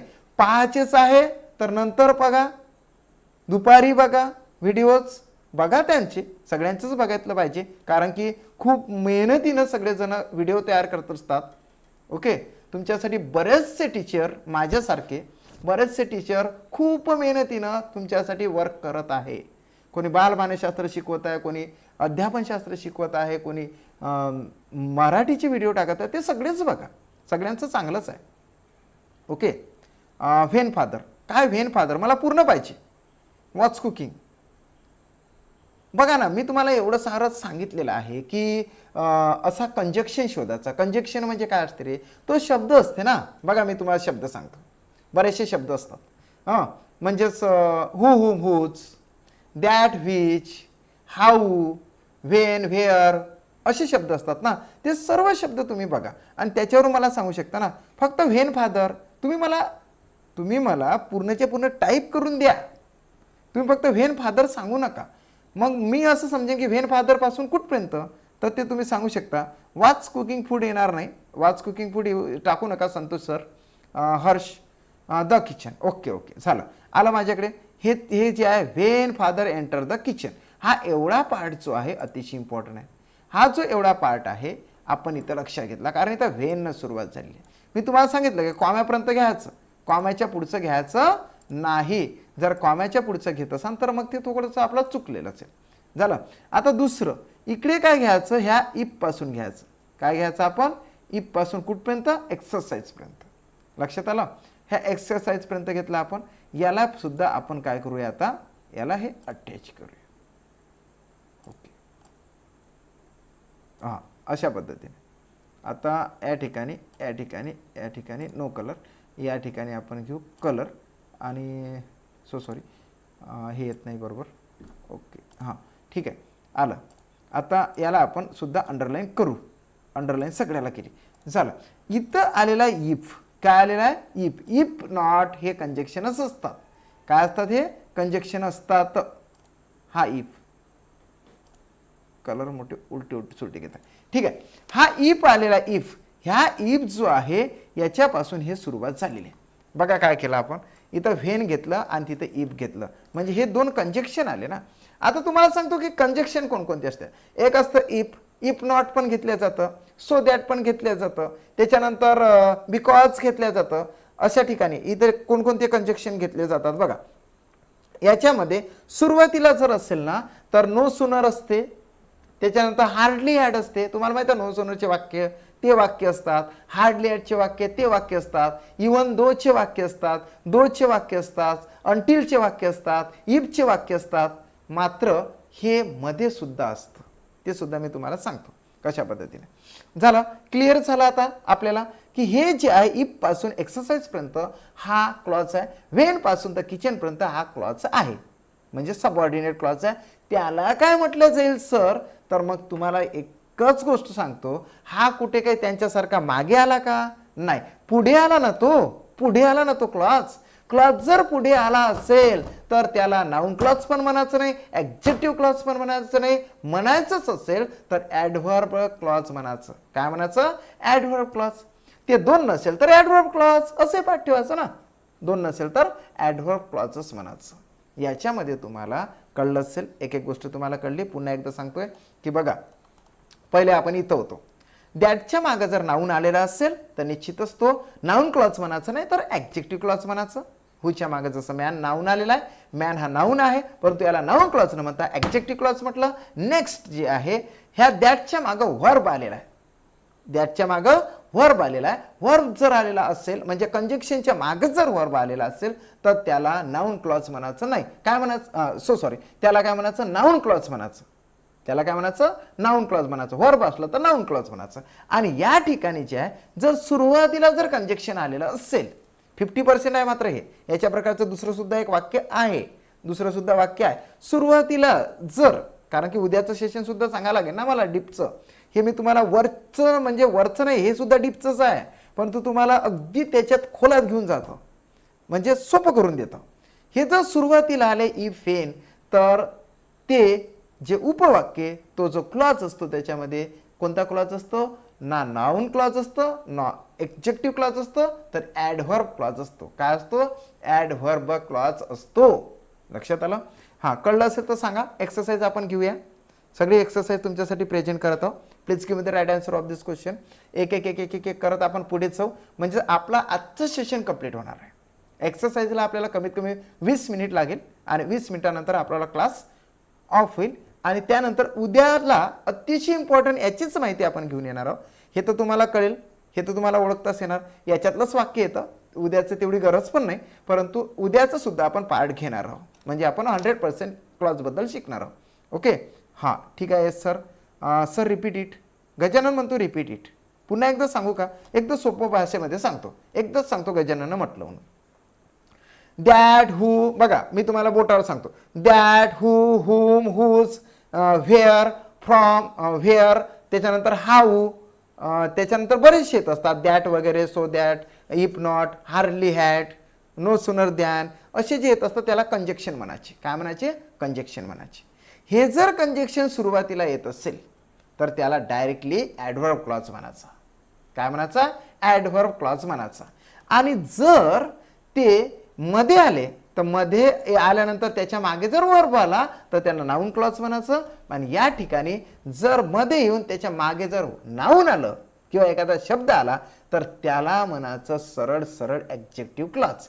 एक मध्ये ॲडजेक्टिव्ह क्लॉज आहे, दोन मध्ये ॲडजेक्टिव्ह क्लॉज आहे, तीन मध्ये नाऊन क्लॉज आहे, चार मध्ये नाऊन क्लॉज आहे, पाच मध्ये ॲडव्हर्ब क्लॉज आहे, सहा मध्ये ॲडव्हर्ब क्लॉज आहे. मग याच्यामध्ये तुम्हाला दोन वाक्य आणखी सांगतो म्हणजे तुमचं क्लिअर होऊन जाणार. बघा hardly had, I don't know, how how how, I hope would you watch that याच्यातलं एक फक्त वाक्य मी तुम्हाला सांगतो. हां, 15वं वाक्य बघा. 15वं वाक्य बघा, तुम्हाला काय दिसतं. I read the book because my teacher recommended it. मी हे पुस्तक वाचलं कारण की माझ्या सरांनी ते रेकमेंड केलेलं होतं. आता बिकॉज पासून तर इट पर्यंतचा भाग जो आहे हा झाला क्लॉज. काय झाला? हा क्लॉज झाला. कारण याच्यामध्ये बिकॉज हे कंजक्शन आलेलं आहे. बिकॉज काय आहे तर हे कंजक्शन आहे ना.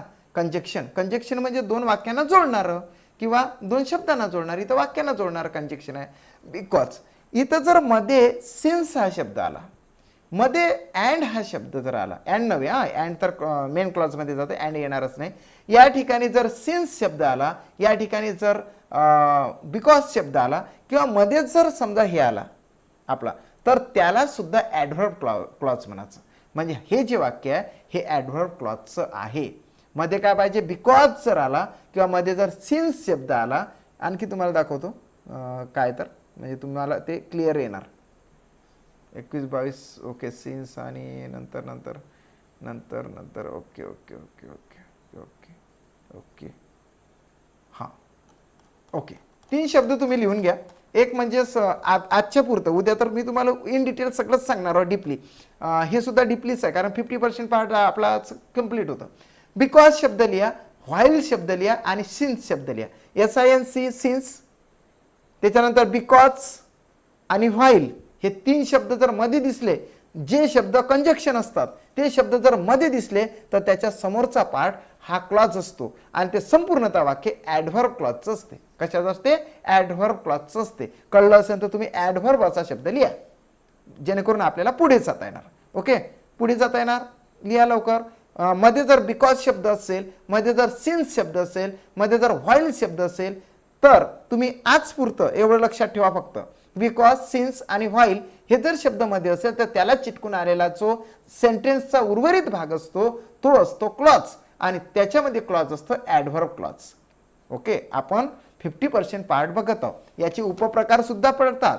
नाऊनचे सुद्धा, नाऊन क्लॉजचे उपप्रकार पडतात, ॲडजेक्टिव्ह क्लॉजचे उपप्रकार पडतात, ॲडव्हर्ब क्लॉजचे उपप्रकार पडतात.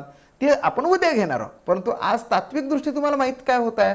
तुम्हाला क्लॉज म्हणजे माहित होत आहे, सोबतच त्या क्लॉज कसा ओळखायचा तेही माहित होत आहे आणि त्याला नाऊन क्लॉज म्हणायचं, ॲडजेक्टिव्ह क्लॉज म्हणायचं की ॲडव्हर्ब क्लॉज म्हणायचं हे तुम्हाला माहित होत आहे. सो आपण एक्सरसाइजकडे जाणार आहोत. सो ॲडव्हर्ब ओके, कळलं सगळ्यांना. आता आपण एक एक पासून सुरुवात करू जेणेकरून तुम्हाला ते यायला पाहिजे. ओके, बघा 7वं. तुम्ही फटाफट ॲन्सर सांगायचं आहे मला. आधी काय करायचं, तुम्हाला दोन पद्धतीने सांगतो की सुरुवातीला एक रिक्वेस्ट आहे सगळ्यांना की तुम्ही हे वाक्य दिल्याबरोबर तुम्ही सर्वप्रथम काय करायचं की त्याचा जो पार्ट आहे क्लॉज दर्शवणारा तो टाईप करायचा आणि लगेच त्याचा प्रकार पण टाईप करायचा. 3 पैकी एक, नाऊन क्लॉज, ॲडजेक्टिव्ह क्लॉज की ॲडव्हर्ब क्लॉज. स्पेलिंग चुकलं चालते. नाऊन काही पण लिहा, ॲडजेक्टिव्ह लिहा, ॲडव्हर्ब लिहा, फक्त मला ते समजलं पाहिजे. ओके, फटाफट सांगा. एक्सरसाइज सुरू झालेली आहे. Hardly had we cross the bridge when we heard a gun shot. When we heard a gun shot. Please give me the right answer of this question. फटाफट फास्टपणे तुम्ही सांगा. फास्ट फटाफट तुम्ही सांगा जेणेकरून तुम्हाला लक्षात येणार आहे.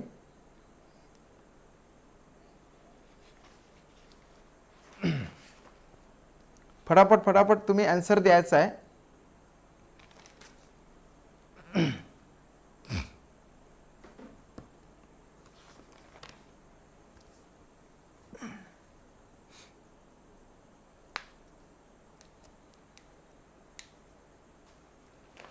ओके,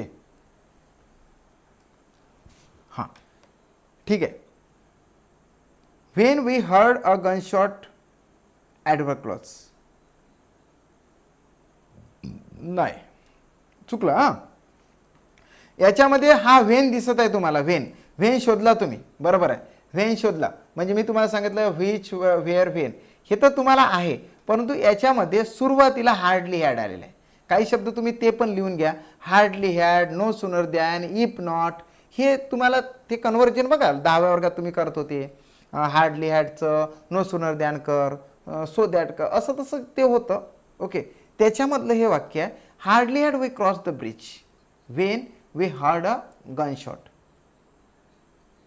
ओके, या ठिकाणी तुम्ही जा. ओके. आणि एक गोष्ट लक्षात ठेवा की सुरुवातीला हार्डली हॅड आलेला आहे.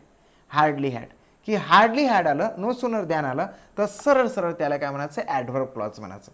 म्हणजे हा जो आहे ॲडव्हर्ब क्लॉजचा आहे. नेक्स्ट आता 8चं घ्या. I don't know how to swim. I don't know how to swim. मीच तुम्हाला हे करतो कारण की वेळ कमी राहिलेला आहे, अर्धा 15 मिनिट आहे. सो एवढा पार्ट मी केला क्लॉजचा जेवढा पार्ट केला तेवढं तुम्ही हे करा आणि आपण मग हे करणार आहोत. ओके. फटाफट फटाफट ॲन्सर द्या. फटाफट ॲन्सर द्या. फटाफट ॲन्सर तुमच्याकडून अपेक्षित आहे.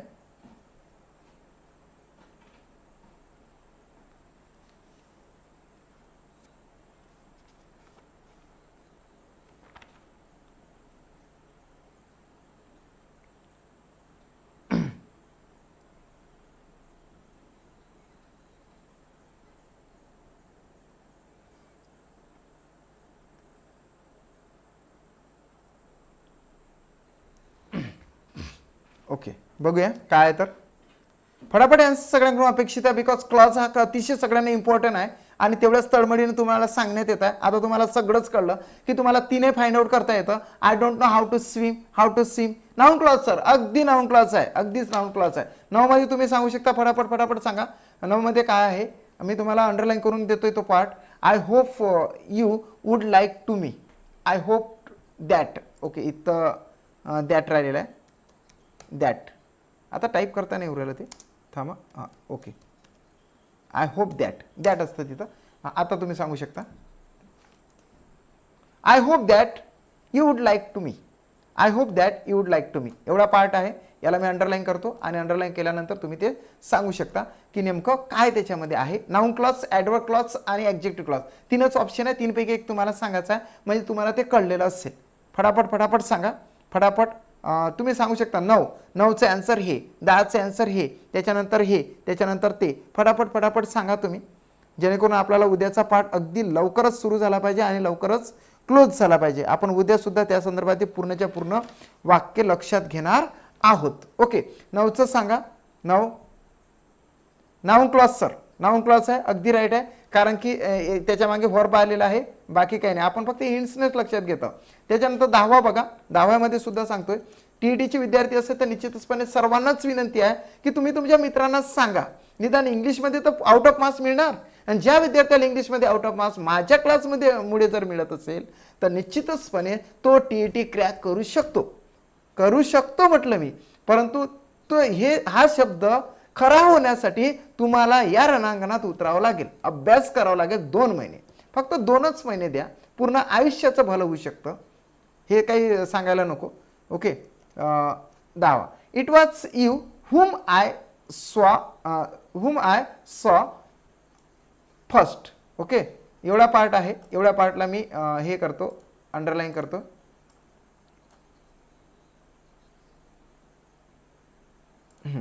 ठीक आहे. It was you whom I saw first. आता या ठिकाणी सांगा लवकर. फटाफट फटाफट फटाफट फटाफट ॲन्सर द्या. It was you whom I saw first. फटाफट ॲन्सर द्या. It was you who I saw first.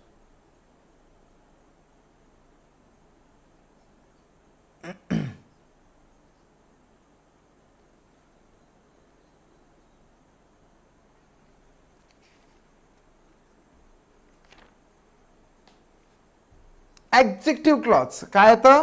Adjective clause येतं. It was you whom I saw first. फटाफट ॲन्सर द्या. ओके.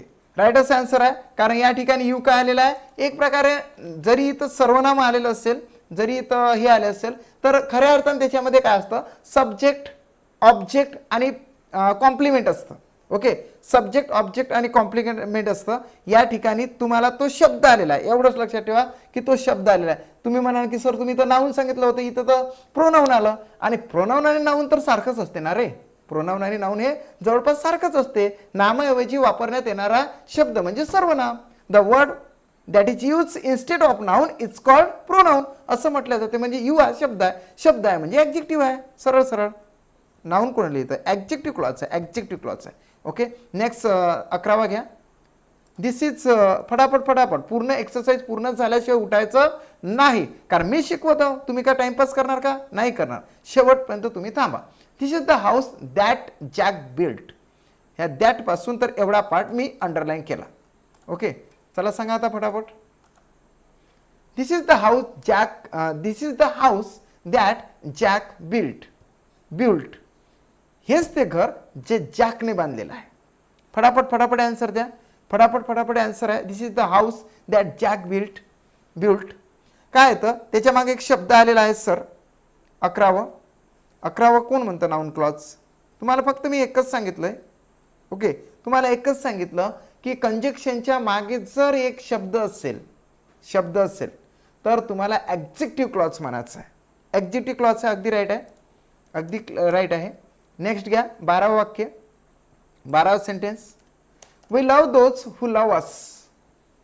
हा मी त्यांच्यावरच प्रेम करतो. We love those who love अस, जे आमच्यावर प्रेम करतात, शेजारी. ओके, म्हणजे इथं आपण घेणार आहोत हू लव अस. हा ॲडजेक्टिव्हचा पार्ट आहे, तो मी अंडरलाईन केला, त्याला अशा पद्धतीने हे केला. फटाक्षे राईट असा आन्सर द्यायचा आहे. हू लव दोज हू लव अस. फटाफट राईट आन्सर द्यायचा आहे, फटाक्षे राईट असा आन्सर द्यायचा आहे. ओके, तुम्हाला सांगायचं आहे फटाक्षे काय येतं त्याच्या मागे. हा शब्द आलाय का की व्हर्ब आलाय, ह्या दोनच गोष्टी बघायच्या. शब्द आलेला आहे का, व्हर्ब आलेला आहे. शब्द आलेला असेल तर ॲडजेक्टिव्ह क्लॉज, व्हर्ब आलेला असेल तर काय येतं, नाउन क्लॉज येतं. It's easy. फटाफट राईट असा आन्सर देऊ शकता. कोण म्हणतोय ॲडजेक्टिव्ह? रामेश्वर म्हणतो ते डायरेक्ट ॲडवर्बच सांगतोय. मी एवढं सारं तुम्हाला सांगितलेलं आहे ओरडू की असं असतं तसं असतं. एकच शब्द लक्षात ठेवा ना, मी तुम्हाला आता अंडरलाईन करून दिलं. त्याच्या मागे फक्त एक शब्द शोधा ना, शब्द. आता शब्द शोधा, एकच सांगतो तुम्हाला की व्हर्ब शोधा.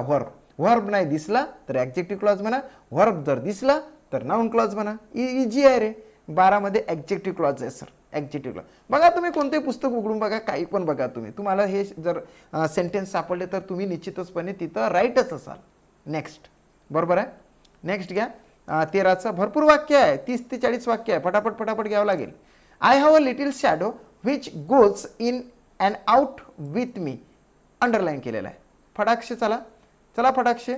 ओके, एवढा पार्ट मी अंडरलाईन केला कारण व्हिच पासून सुरुवात, समोरचा जो पार्ट आहे व्हिच हे जे कंजक्शन आहे आणि त्याच्यासोबत आलेला पार्ट हा झाला क्लॉज.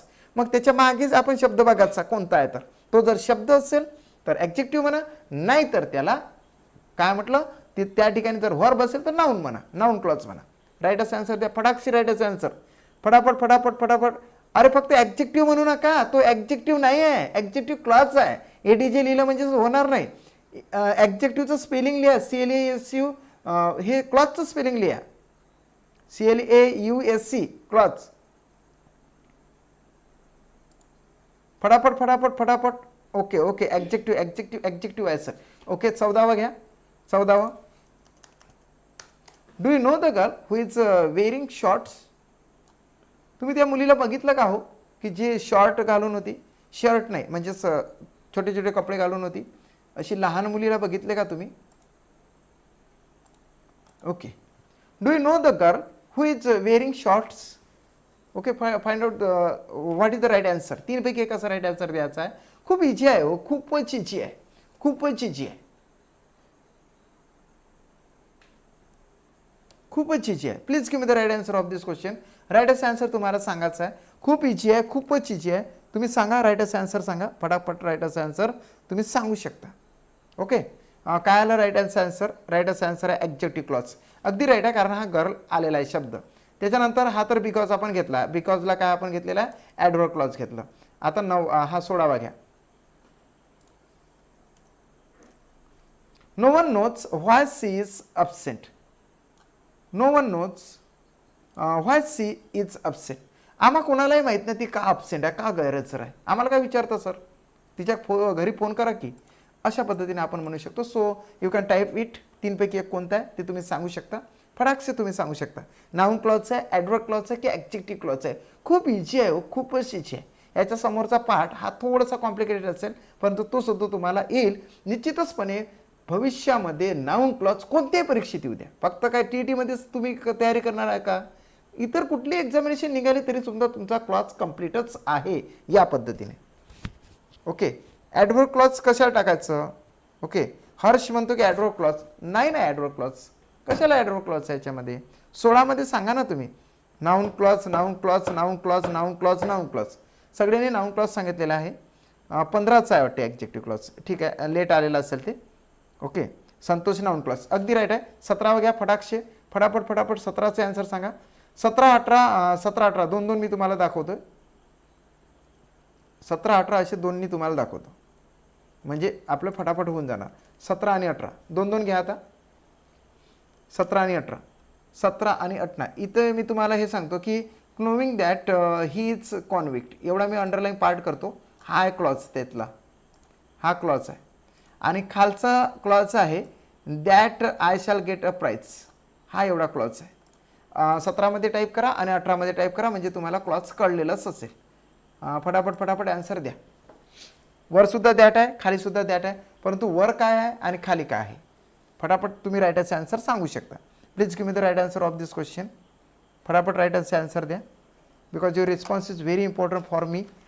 माझ्यासाठी तुमचे जे रिस्पॉन्स आहे ते अतिशय इम्पॉर्टंट आहे. So please give me the right answer of this question. Okay, बघा 17 आणि 18 मध्ये, 17 मध्ये काय आहे आणि 18 मध्ये काय? 17 आणि 18 मध्ये 18 मध्ये काय ॲडजेक्टिव्ह लिहिलं किशोर? हां, तुला याच्या मागे काय एक्सपेक्ट हा शब्द हे वाटला का, नाऊन वाटला का? नाही, यामध्ये दोन्ही ठिकाणी व्हर्बच आहे.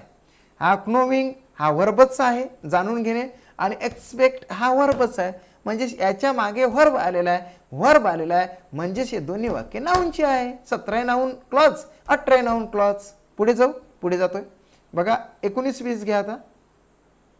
19-20 मी अंडरलाईन करून देतो तुम्हाला ते क्लॉज. आय नो दॅट एवढा पार्ट, हा एवढा पार्ट. ओके, हां, आणि as soon as he heard the news, हा एवढा पार्ट. हे काय आहे? सो सॉरी, हे. ओके, हे दोन्ही जे आहे, I know that my boss is very honest. आणि सेकंड आहे as soon as he heard the news he wrote to me. याच्यातले जे मी अंडरलाईन करून दिलेले आहे ते क्लॉज आहे. त्याच्या मागे काय आलं ते लक्षात घ्या. लगेच तुम्ही आन्सर 3 पैकी सांगा. नाऊन क्लॉज आहे का, ॲडजेक्टिव्ह क्लॉज आहे की ॲडव्हर्ब क्लॉज आहे? आणि 20 सुद्धा तसंच आहे. ओके, फटाफट फटाफट सांगा. 19-20, 19-20, 19-20. हां, 19चा आहे नाऊन क्लॉज सर आणि 20चा आहे ॲडव्हर्ब क्लॉज सर. अगदी असं राईट आन्सर आलेला आहे. नेक्स्ट 21चं सांगा. फक्त 21, फक्त 21 फटाक्षे बघितल्याबरोबरच राईट आन्सर द्यायचा. आता तुम्ही शार्प झालेला आहात. निश्चितचपणे तुमची इंग्लिश एवढी इम्प्रूव्ह होईल की तुम्हालाच खऱ्या अर्थानं स्वतःवर विश्वास बसणार नाही. खरंच एवढं मोठं ग्रामर आपल्याला येत आहे, निश्चितच येणार आहे. ग्रामर तुम्हाला येणार म्हणजे येणार 100%. Okay, he is the boy who broke the window. हाच तो मुलगा ज्यानं खिडकी फोडली, असं सारखं. ब्रेक, ब्रोक, ब्रोकन, हाच तो मुलगा ज्याने खिडकी फोडली, असं त्याचं मराठीमध्ये होतं. सो 21चं ॲडजेक्टिव्ह क्लॉज राईट आहे. ॲडजेक्टिव्ह क्लॉज, नाऊन आला, नाऊन क्लॉज नाही म्हणायचं, ॲडजेक्टिव्ह क्लॉज म्हणायचं. राईट आहे 21व ॲडजेक्टिव्ह क्लॉज. 22-23 मध्ये तुम्हाला फटाफट सांगायचं आहे. 22-23 इथं आपण ह्या सीन्स पासून तर एवढा पार्ट हा क्लॉज दर्शवतो. हा आहे क्लॉज, निश्चितचपणे याला क्लॉज तुम्ही म्हणणार. याच्यानंतर do you no anyone who can. Okay, who can एवढा पार्ट मी घेतलेला आहे. आणि हा सुद्धा काय आहे, बी केअरफुल. हां, बी केअरफुल.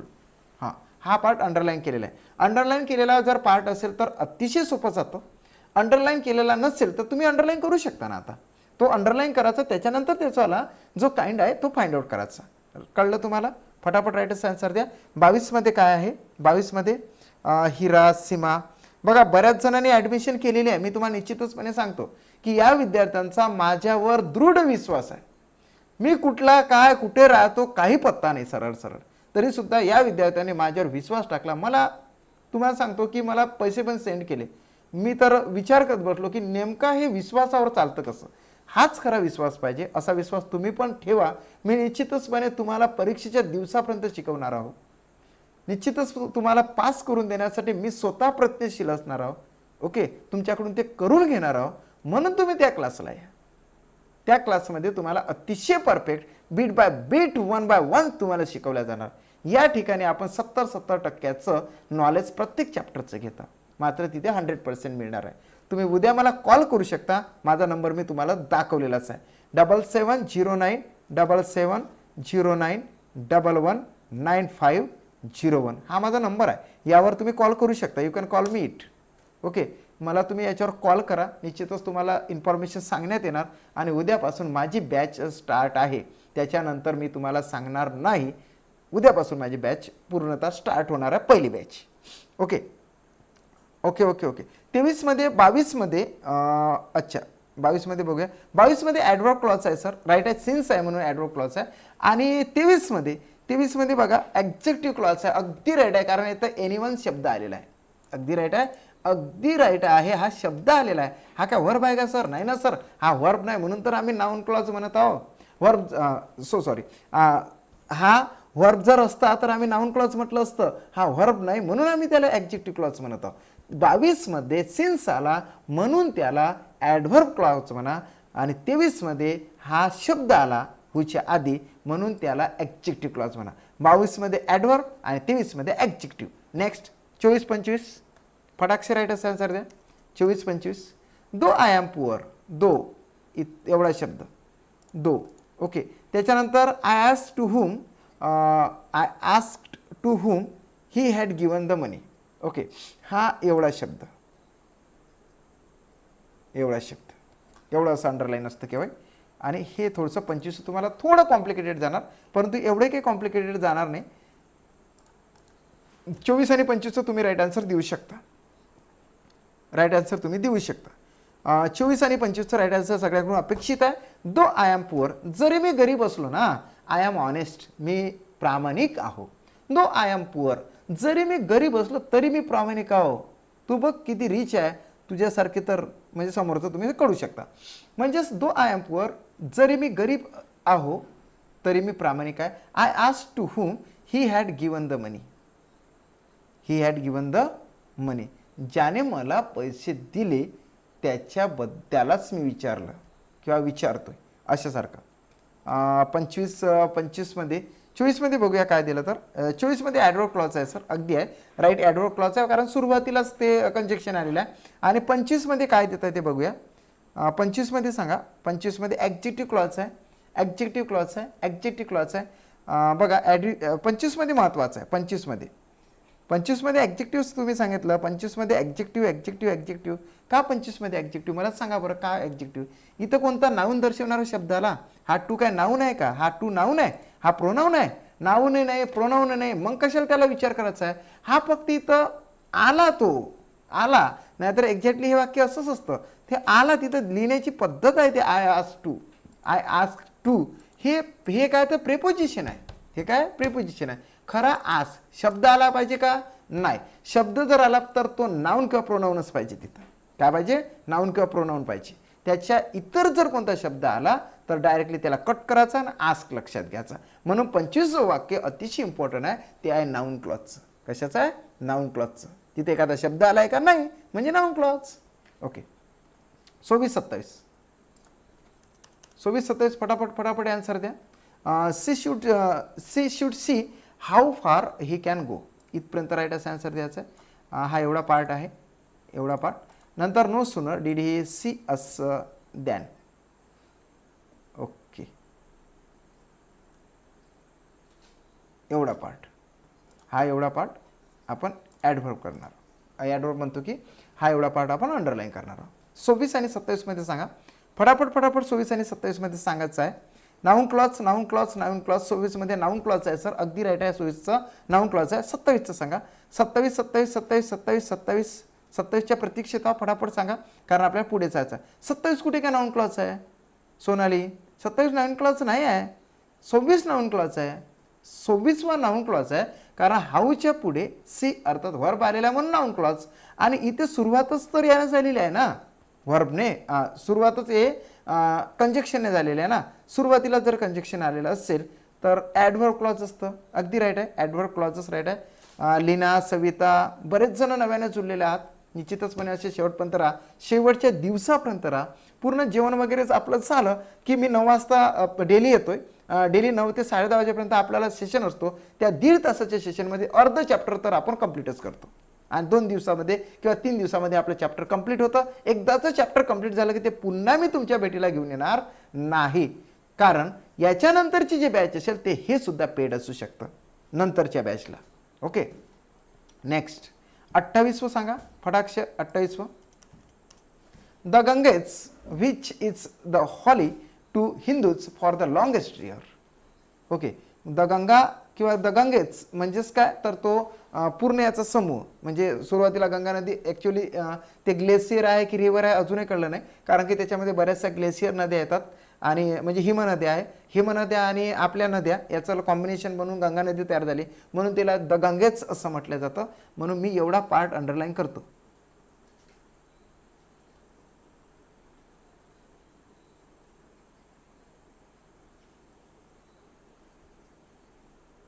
ओके, एवढा पार्ट मी अंडरलाईन केला.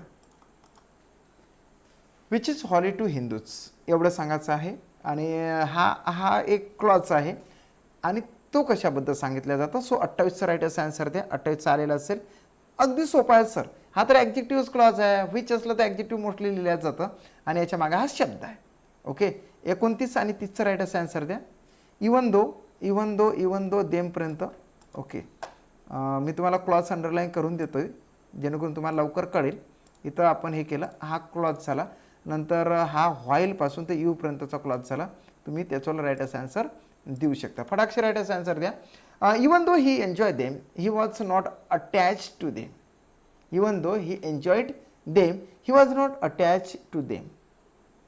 जरी तो त्याच्या ग्रुपमध्ये जाऊन मस्ती करत असेल, एन्जॉय करत असेल, तरी तो काही त्यांच्यासोबत एवढा अटॅच नाही रे, असं आपण म्हणत असतो. I read a book while I was waiting for you. Waiting, I read while I read a book while I was waiting for you. Okay, जेव्हापासून तुझी मी वाट बघत आहो ना तेव्हापासून ते मी पुस्तक वाचून टाकलं. म्हणजेच वाट बघता बघता ते पुस्तक वाचलंय अशा पद्धतीने ते आन्सर असेल. बघूया नेमकं काय आहे तर ते तुम्ही राईट आन्सर देऊ शकता, कारण त्याच्यामध्ये काय आलेलं आहे. 29-30चं तुम्ही राईट असं आन्सर द्या. 29-30चं राईट आन्सर आलेलं आहे ॲडव्हर्ब क्लॉज आणि 30चं आन्सर आलेलं आहे. 30चं महत्त्वाचं आन्सर आहे. 30चं व्हेरी IMP वाक्य आहे. Adjective clause, adjective clause, adjective clause, adjective clause, adjective clause, adjective clause नाही बेटा तिथं. कारण मी तर तुम्हाला काय सांगितलं, इथं काही शब्द सांगितले. 3 शब्द मी तुम्हाला क्लिअर केले या ठिकाणी. एक म्हणजे बिकॉज, दुसरं म्हणजे सिन्स आणि तिसरं म्हणजे व्हाईल. हे जर मध्ये शब्द सापडले तर त्याच्या मागचं पुढचं काहीच पाहायचं नाही. सरळ ॲडव्हर्ब क्लॉज म्हणायचं असं तुम्हाला सांगितलं होतं मी. बघा या ठिकाणी बघा, इथं मी तुम्हाला दाखवलेलं आहे. या ठिकाणी कुठेतरी आहे आपण 15 वाक्य. हे बघा, बिकॉज, सिन्स आणि व्हाईल हे शब्द जर मध्ये कंजक्शन म्हणून आलेलं असेल तर इकडे तिकडे कधीही बघायचं नाही, डायरेक्ट ॲडव्हर्ब क्लॉज म्हणायचं. हे आजच्या पुरतं मी तुम्हाला सांगितलेलं आहे. म्हणून इथं काय म्हणायचं, ॲडव्हर्ब क्लॉज म्हणायचं. 30चं वाक्य अतिशय इम्पॉर्टंट आहे, ते ॲडव्हर्ब क्लॉज म्हणायचं. ओके, राईट आहे. 31 वगैरे नाही आहे. आता 30 आपण सेंटेन्स घेतले, ते 30ही सेंटेन्स यशस्वीरित्या पूर्ण केले. निश्चितचपणे तुम्हाला कळलं असेल. माझं जे शिकवणं आहे निश्चितचपणे तुम्हाला समजत असेल तर तुम्ही निश्चित हाय करत चला. आम्हाला कळते सर, असेच तुम्ही रोज शिकवत चला. तुमच्यामुळे मी प्रेरित होतो आणि तुम्हाला मी शिकवण्याचा प्रयत्न करतो. सो आता इथंच आपण थांबणार आहोत. उद्या तुम्हाला वाटलंच तर मला कॉल करा. निश्चितच तुमचा एक महत्त्वाचं सेशन मी पूर्ण करणार. आणि जे पेड क्लासेसची मुलं आहेत त्यांना सांगतो की उद्या तुम्हाला पूर्णतः हिंट्स सांगण्यात येणार. 6 वाजता संध्याकाळी 6 वाजता सगळ्यांचा ग्रुप तयार केला जाणार. तुमचा पण एक ग्रुप तयार केला जाणार. ज्या ग्रुपमध्ये ज्याला ॲड करायचं त्याला मी ॲड करेल आणि माझ्या क्लासबद्दलची संपूर्णतः इन्फॉर्मेशन जे माझ्याकडून शक्य आहे ते तुम्हाला मी पोहोचवण्याचा प्रयत्न करेल. Okay, you can call me or otherwise you can add in my group now. Okay, thanks for watching my video. जर का तुम्हाला माझा व्हिडिओ आवडला असेल तर निश्चितच लाईक करत चला. आपल्या मित्रांना निश्चितच तुम्ही शेअर करा आणि चॅनल सबस्क्राईब करा. नवीन असाल तर तुम्हाला 100% अशी विनंती पण करतो, रिक्वेस्ट करतो की चॅनल सबस्क्राईब करा. कारण भविष्यामध्ये ना आता तर भविष्यामध्ये तरी माझ्या चॅनलचाच तुम्हाला फायदा होणार आहे. ओके, थांबूया. Good night all of you.